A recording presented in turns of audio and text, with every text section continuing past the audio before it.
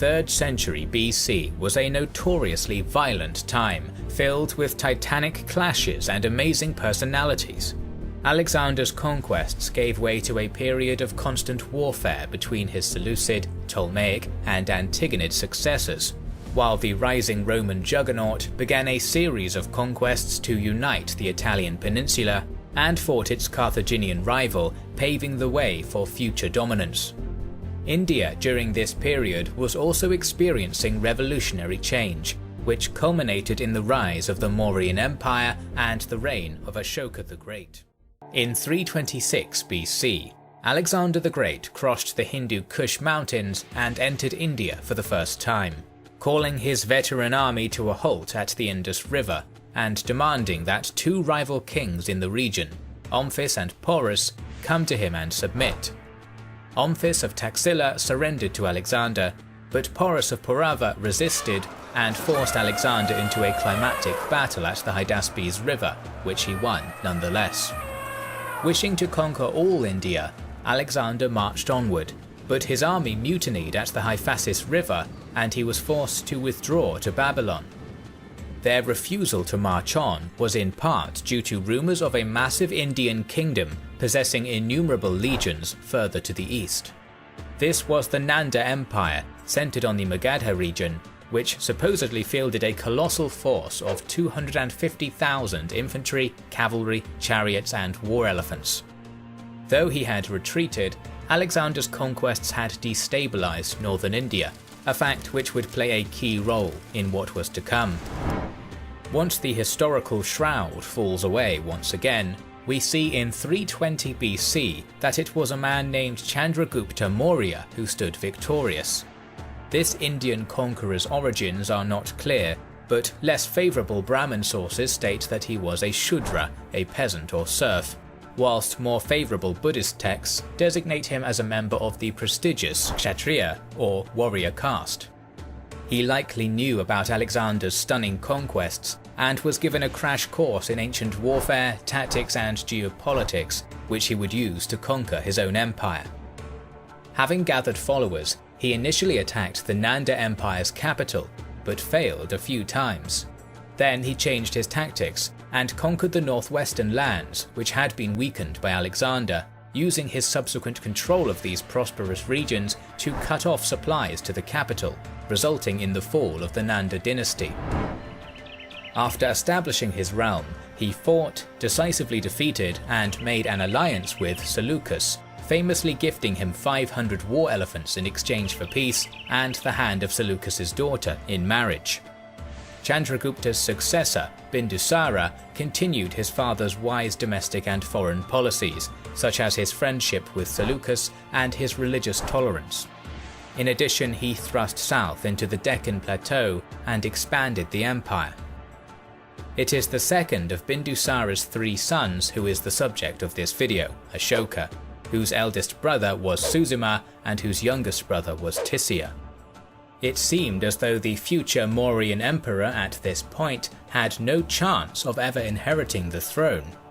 For one, his mother, Superdrangi, was a commoner, while the crown prince and favourite child, Suzima's mother, was a royal princess.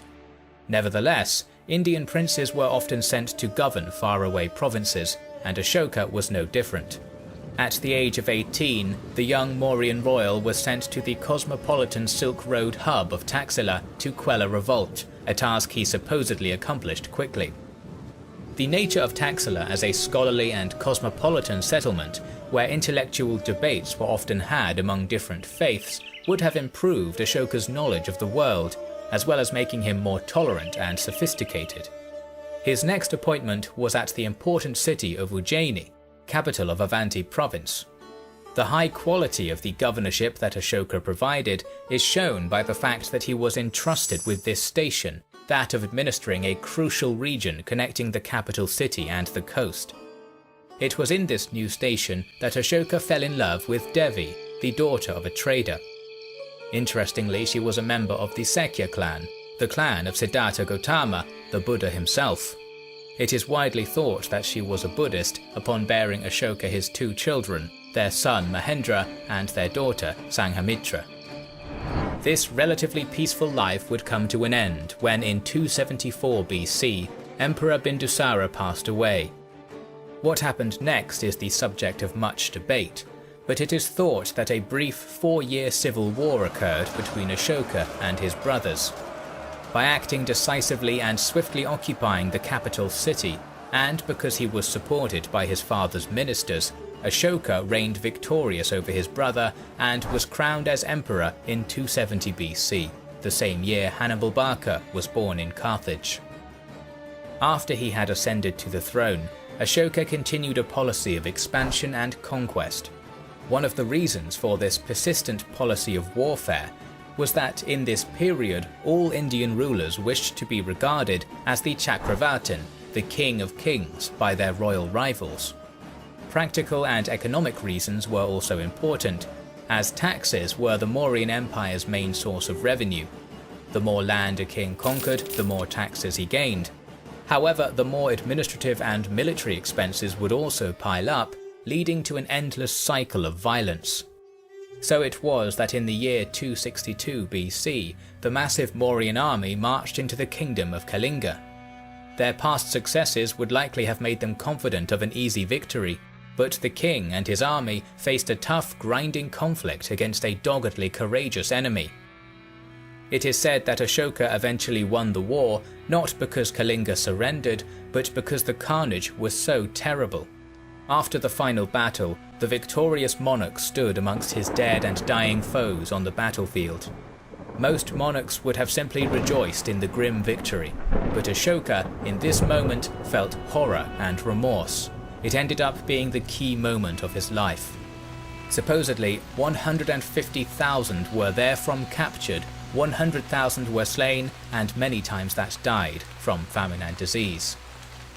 More than just being horrified by the direct results of the devastation he had wrought, Ashoka also was acutely aware of the tragedy that struck those left behind, the young sons left without fathers, and poor mothers who had been robbed of their sons, their families and loved ones.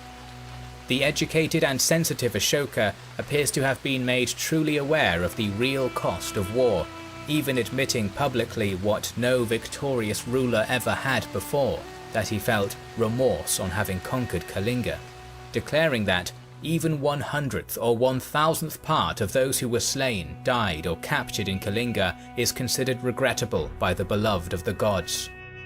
This was clearly not the same man speaking who had annihilated his brother and had seized the throne by blood.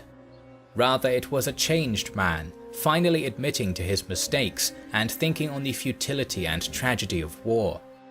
Henceforth, said the king, he was not going to be provoked into bearing arms again, and also dedicated his life and huge wealth towards building a society where people lived by the rules of virtue and good moral behavior.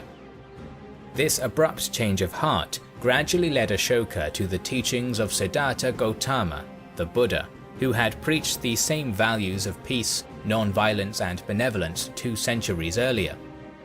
Ashoka had likely known of Buddhism from an early age, as his wife was an adherent of the Buddha's teachings and the faith was popular within certain segments of the population.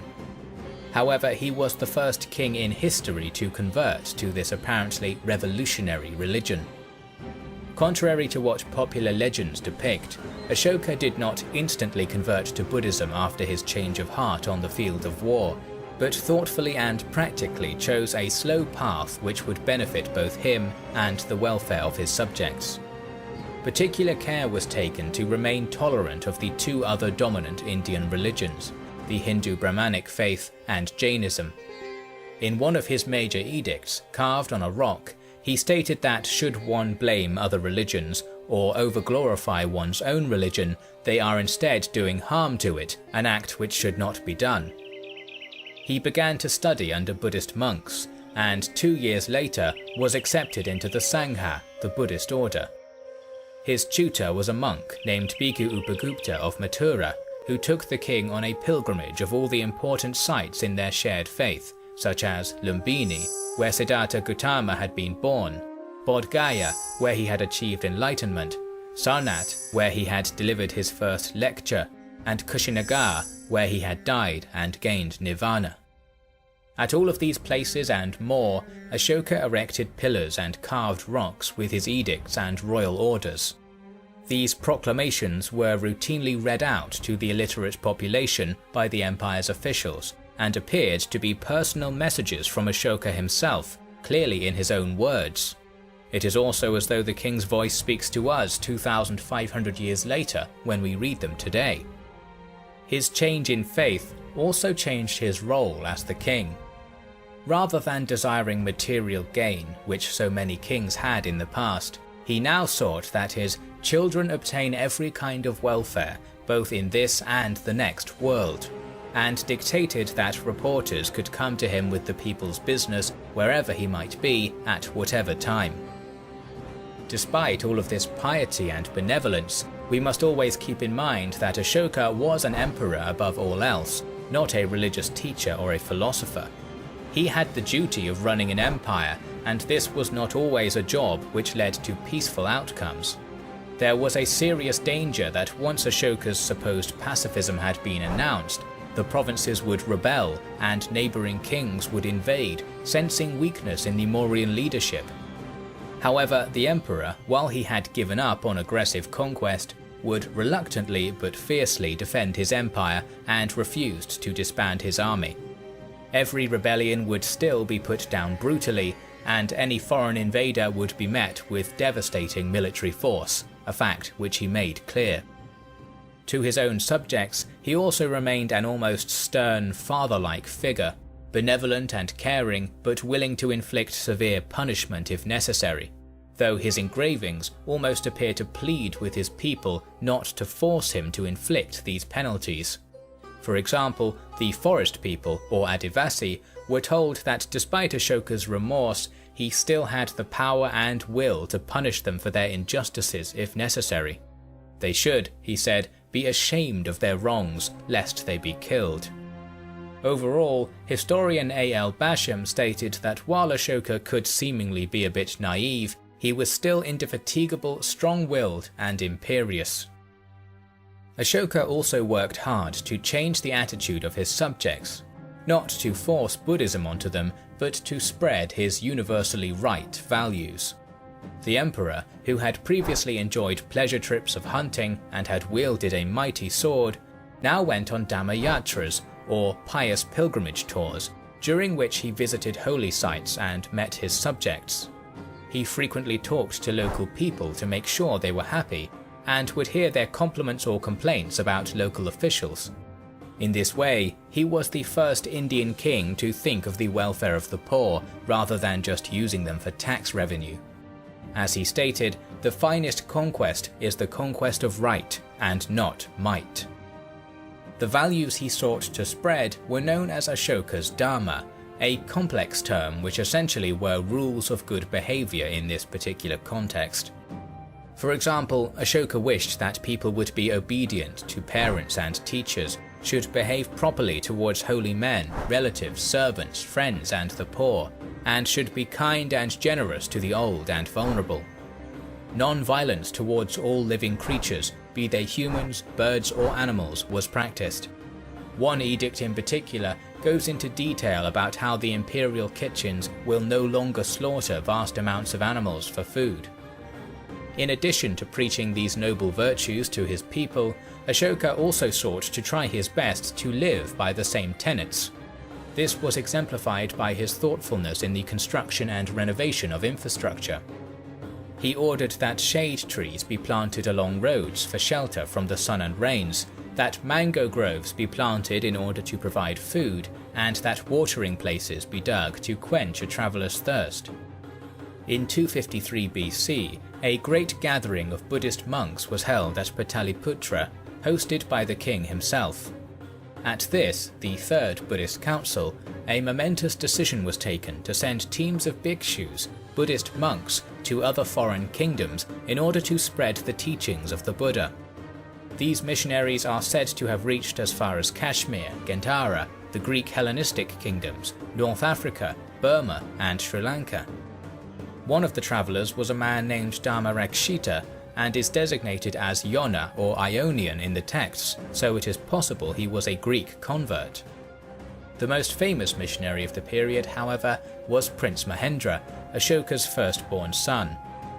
In 249 BC, Mahendra journeyed to Sri Lanka, then called Tamrapani, at the invitation of King Devanampiya Tissa, an admirer of Ashoka and a man who wished to learn more of Buddhist principles.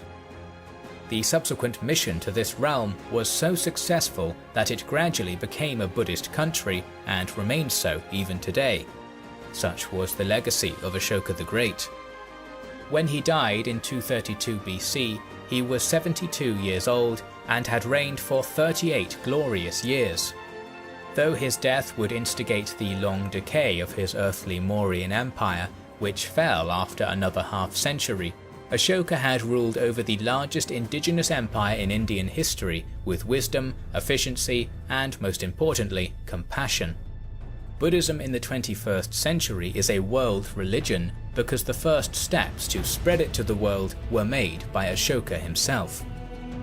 Gradually, as the centuries progressed after Ashoka's death, the faith travelled along the Silk Roads as far as Tibet, China, and even Japan, despite its decline in the predominantly Hindu land of its birth. Writer H.G. Wells stated that Ashoka shines and shines brightly like a bright star among the thousands of other kings and majesties even unto this day.